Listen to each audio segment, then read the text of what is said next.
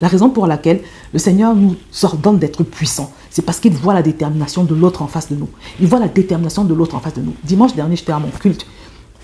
Le Saint-Esprit a parlé par la bouche de l'homme de Dieu en disant que de la même manière que Dieu a positionné un ange à tes côtés qui est là pour toi, pour te protéger, pour agir pour toi, de la même manière également, Satan a déployé ses anges. Il a relâché ses démons. Il y a un démon pour chaque chrétien qui a une mission précise. C'est-à-dire qu'à tes côtés, il y a un démon ou bien plusieurs démons qui sont là uniquement, leur rôle c'est de te faire la misère. Mais si pendant ce temps-là, toi tu mâches ton chewing-gum, toi tu vis dans la passivité totale, tu es complètement déconnecté, c'est pas bon, c'est pas bien. Tu vois, de toutes les manières, la Bible est claire. Le Seigneur nous demande d'être puissant, il nous demande d'être bouillant, il nous demande de faire preuve de violence spirituelle, il nous demande de prendre conscience que nous sommes de race divine et de tout faire pour manifester cette divinité-là. Ce verset nous dit que Jésus a présenté de grands cris, il a adressé de grands cris au Seigneur. Mais bien aimé, Jésus, le Fils de Dieu, il a adressé de grands cris au Seigneur pour pouvoir ressusciter. La résurrection de Jésus était dans le plan de Dieu. Mais Jésus, qui était pourtant le Fils de Dieu, il a poussé de grands cris, avec des larmes, nous dit ce verset. Alors, si Jésus a dû pousser de grands cris avec des larmes, lui qui était Fils de Dieu, qui pensons-nous être pour ne pas faire pareil, pour ne pas parfois combattre, pour pouvoir entrer dans notre destinée?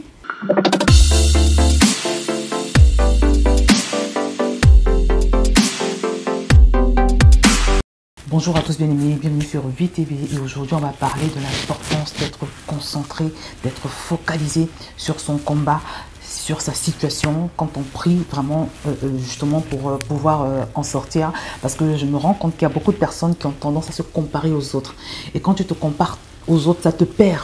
Voilà, ça te déconcentre et ça peut t'empêcher, et ça t'empêche même d'ailleurs d'atteindre tes objectifs. Il y a de cela quelques années, j'ai échangé avec une bien-aimée après avoir fait une vidéo où j'encourageais les célibataires qui ont le sentiment que leur célibat forcé et prolongé est d'ordre spirituel. Je les encourageais donc à faire des prières spécifiques. Et cette bien-aimée s'était énervée, elle m'avait dit que oui, voilà, pourquoi est-ce que je demande aux gens de faire des choses compliquées, des prières spéciales par rapport à leur situation.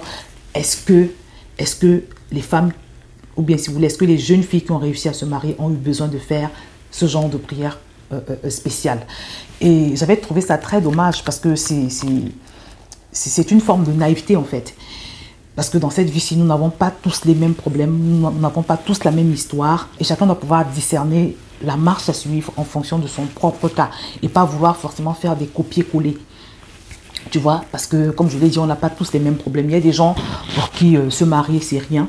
Ça arrive tout naturellement, tout simplement. Pour certaines personnes, c'est un combat, un parcours du combattant. Il y a des personnes pour qui avoir un travail, ça se passe tout naturellement après leurs études. Voilà, ils trouvent tout de suite un bon emploi. Il y a des personnes pour qui c'est beaucoup plus compliqué. Ils font des années, même des décennies, sans avoir un vrai travail. Voilà. Ou alors ils travaillent dans un domaine qui n'est pas le leur. Ils ont un combat à ce niveau-là.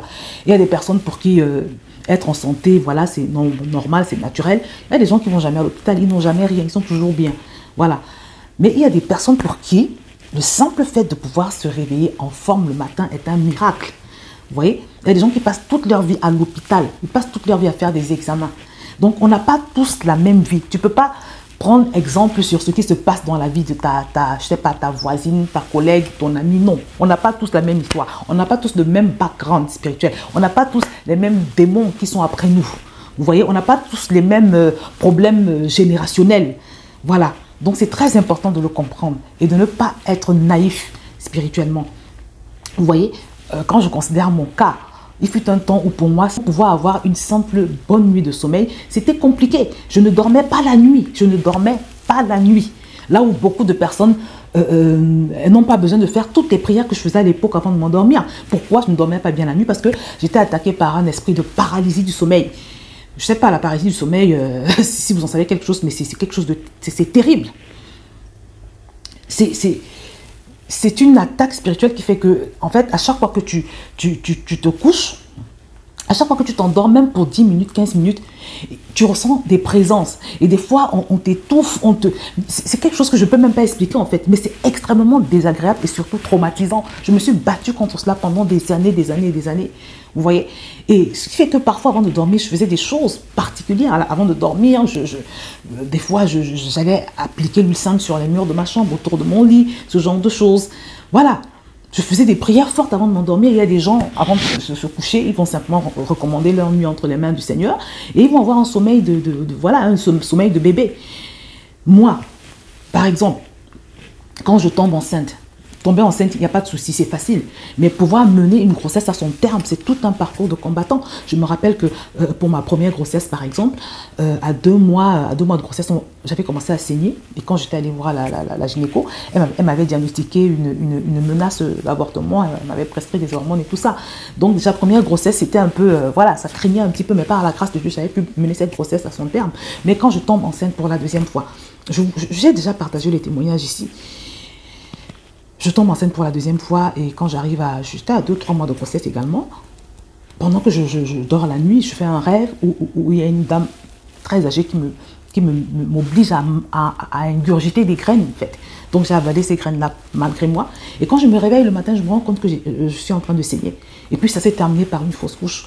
Et après ça, mes amis, il y avait quand même un traumatisme. J'étais assez traumatisée parce que quand j'avais pu retomber enceinte, ce n'était plus pareil. C'est-à-dire que ma façon de prier par rapport à ma grossesse n'était pas... C'était une façon spéciale. Je priais spécialement pour ma grossesse. Parce que non seulement il y avait la peur, mais il y avait le fait aussi que je me demandais, mais est-ce que je vais pouvoir aller jusqu'au bout en passant, quand j'avais reçu ce poison dans le rêve et que j'avais fait une fausse couche, quand j'étais allée voir mon pasteur à l'époque, on avait prié ensemble et il m'avait dit que quand tu reçois ce genre de dépôt dans un rêve, il y a 2 choses. Il m'avait dit, soit tu as reçu ce poison-là juste ponctuellement pour cette grossesse, pour que cette grossesse-là que tu portais soit détruite, soit c'est un dépôt pour que plus jamais tu ne puisses tomber enceinte. C'est-à-dire que le dépôt ne vise pas seulement à tuer cette grossesse-là, mais plutôt à tuer ta fécondité pour que plus jamais tu ne tombes enceinte. Et quand tu m'avais dit ça, ça m'avait un peu traumatisée. Ce qui fait que quand j'ai pu retomber enceinte, je n'étais plus dans la même attitude. Voilà. Je priais différemment pendant ma grossesse. Chaque matin et chaque soir, j'allais proclamer, j'allais déclarer sur ma grossesse. Je posais ma main sur mon ventre et j'entourais mon bébé de la muraille de feu du Saint-Esprit. J'invoquais le sang de Jésus sur le bébé. Je déclarais, je proclamais pour la protection de l'enfant. Et j'ai fait ça pendant 9 mois. Il y a des femmes qui n'ont pas besoin de faire tout ça pour mener leur grossesse à terme. Il y a des femmes qui tombent enceintes, même les malaises physiques de grossesse, elle ne les a pas, vomissements, rien. Elle n'a rien de tout ça. Moi, j'avais la totale, en fait, des malaises physiques, les vomissements, vous savez, toutes sortes de choses, sans compter les attaques dans les songes. Donc, je priais spécifiquement. Donc, il y a peut-être des femmes qui sont dans mon cas, c'est-à-dire que la grossesse, c'est compliqué. C'est-à-dire, pendant sa grossesse, là, c'est compliqué. Et puis, on te demande de faire des prières spécifiques et tu réponds que pourquoi on me demande de faire des prières spécifiques? Est-ce que toutes les femmes qui ont pu mener leur grossesse à leur terme ont eu besoin de faire ce genre de prières? Tu ne peux pas parler comme ça parce que ta vie n'a rien de semblable à celle des autres. Vous n'avez pas les mêmes problèmes. On n'a pas tous la même histoire. Vous voyez?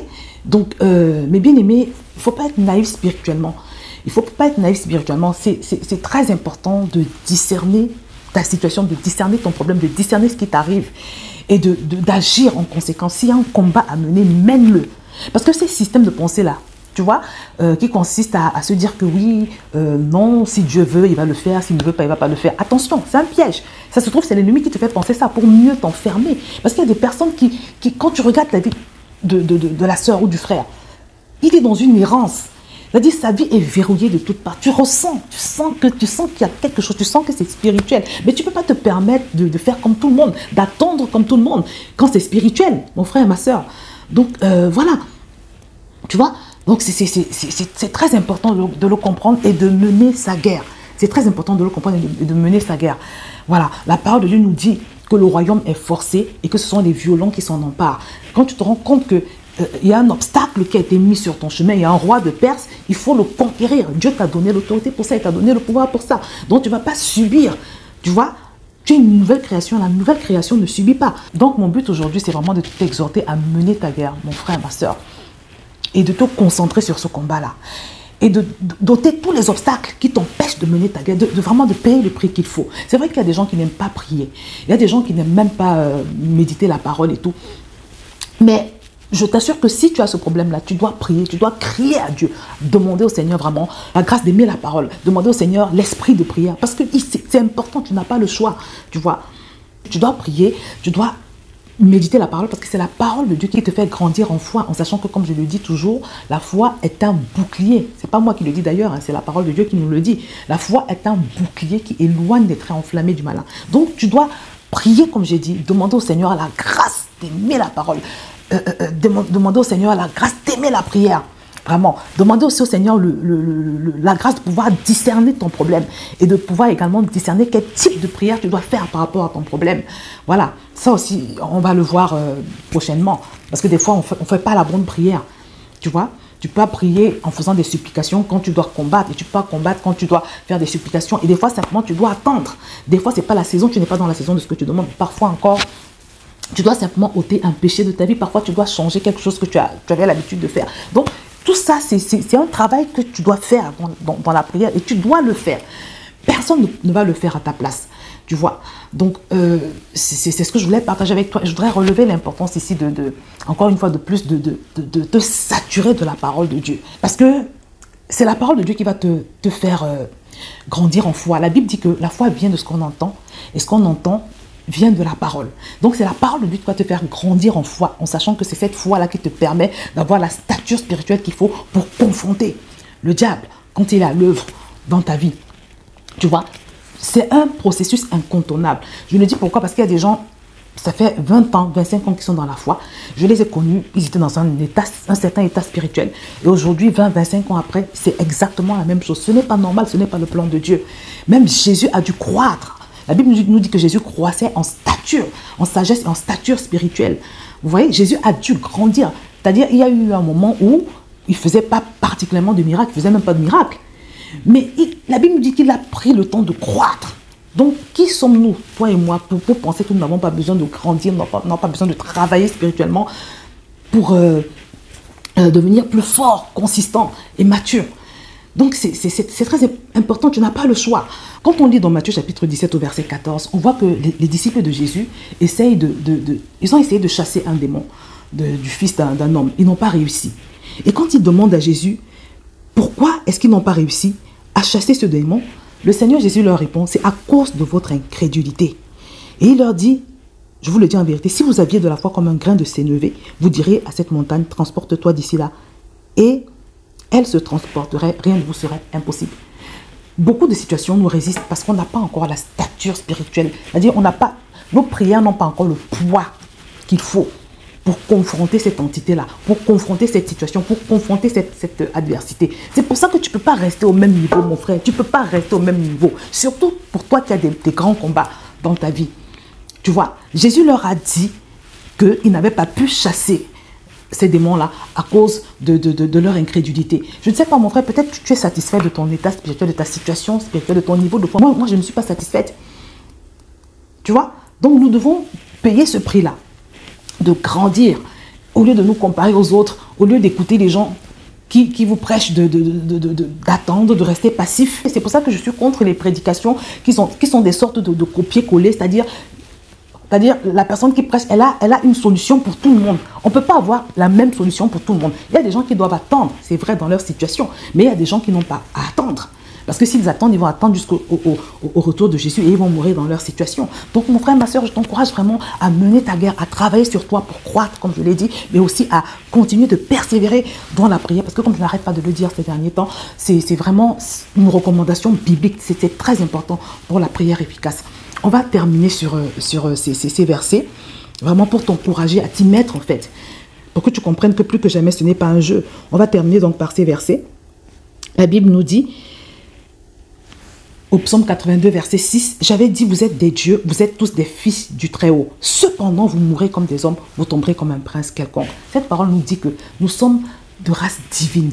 Nous avons l'ADN de Dieu en nous en fait. Nous avons une grande puissance à l'intérieur de nous. Mais malheureusement, comme nous n'en sommes pas conscients, Ou alors, comme nous ne nous en servons pas, nous ne cherchons pas à savoir comment faire pour pouvoir la manifester, nous mourrons comme un prince quelconque. C'est-à-dire, nous mourrons comme des gens quelconques, comme des gens sans puissance, comme des gens qui n'ont même pas Dieu dans leur vie. Mon frère, ma soeur, je ne veux pas que ça m'arrive. Je ne veux pas que ça t'arrive aussi. Et je déclare que ça ne nous arrivera pas. Au nom de Jésus, aucun de nous ne mourra comme une personne quelconque.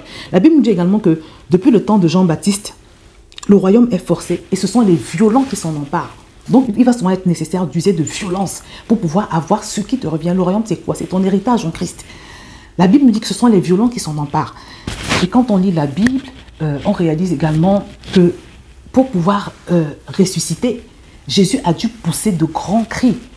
Parce que c'était un grand enjeu. Jésus ne devait pas seulement aller à la croix, il fallait également qu'il ressuscite. Et la Bible nous dit, on va le lire, Hébreux chapitre 5 au verset 7, que c'est lui qui dans les jours de sa chair, ayant présenté avec de grands cris et avec larmes des prières et des supplications à celui qui pouvait le sauver de la mort et ayant été exaucé à cause de sa piété. Ce verset nous dit que Jésus a présenté de grands cris, il a adressé de grands cris au Seigneur. Mais bien aimé, Jésus, le Fils de Dieu, il a adressé de grands cris au Seigneur pour pouvoir ressusciter. La résurrection de Jésus était dans le plan de Dieu. Mais Jésus, qui était pourtant le Fils de Dieu, il a poussé de grands cris, avec des larmes, nous dit ce verset. Alors, si Jésus a dû pousser de grands cris avec des larmes, lui qui était Fils de Dieu, qui pensons-nous être pour ne pas faire pareil, pour ne pas parfois combattre, pour pouvoir entrer dans notre destinée? Mes amis, réalisons-le. C'est tellement important. Vraiment, je prie que pendant que je partage ces choses avec toi, que le Seigneur te réveille et même qu'il te révolte. Au psaume 68, 28, il nous a également dit, ton Dieu ordonne que tu sois puissant. Ton Dieu ordonne que tu sois puissant. C'est un ordre du Seigneur. Et j'ai tellement médité sur ce passage. Et ce que j'ai reçu, c'est que la raison pour laquelle le Seigneur nous ordonne d'être puissants, c'est parce qu'il voit la détermination de l'autre en face de nous. Il voit la détermination de l'autre en face de nous. Dimanche dernier, j'étais à mon culte. Le Saint-Esprit a parlé par la bouche de l'homme de Dieu en disant que de la même manière que Dieu a positionné un ange à tes côtés, qui est là pour toi, pour te protéger, pour voilà, agir pour toi. De la même manière également, Satan a déployé ses anges. Il a relâché ses démons. Il y a un démon pour chaque chrétien qui a une mission précise. C'est-à-dire qu'à tes côtés, il y a un démon ou bien plusieurs démons qui sont là uniquement. Leur rôle, c'est de te faire la misère. Mais si pendant ce temps-là, toi, tu mâches ton chewing-gum, toi, tu vis dans la passivité totale, tu es complètement déconnecté, c'est pas bon, c'est pas bien.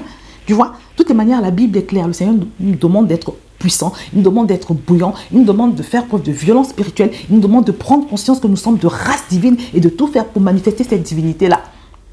Et vraiment, c'est le travail que je te souhaite de faire.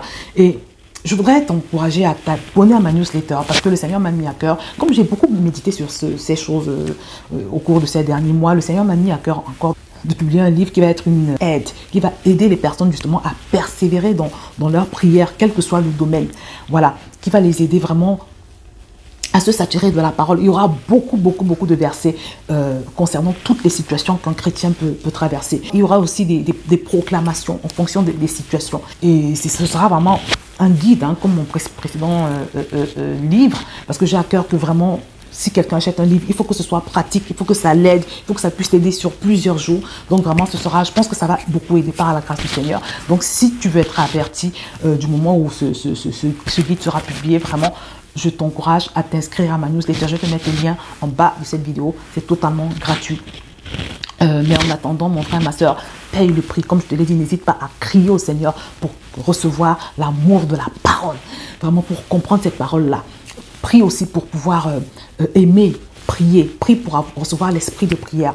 Demande au Seigneur d'augmenter ta foi. Parce que les disciples ont fait cette prière. Ils ont prié Jésus un jour en lui demandant de leur augmenter la foi. Ça fonctionne, ça marche. Le Saint-Esprit répond à la soif qu'il trouve dans le cœur de l'homme. Si tu manifestes ta soif de ces choses, de vivre ta vraie vie, la vie que Dieu a prévue pour toi, le Seigneur va la désaltérer. Parce que comme je le dis toujours, il ne te donnera pas ce que tu ne lui as pas demandé. Voilà. Donc, mon frère, ma soeur, pendant que tu prends l'engagement aujourd'hui de te concentrer sur ta guerre et de vraiment décider de véritablement mener cette guerre, je vois déjà le pouvoir changer de main.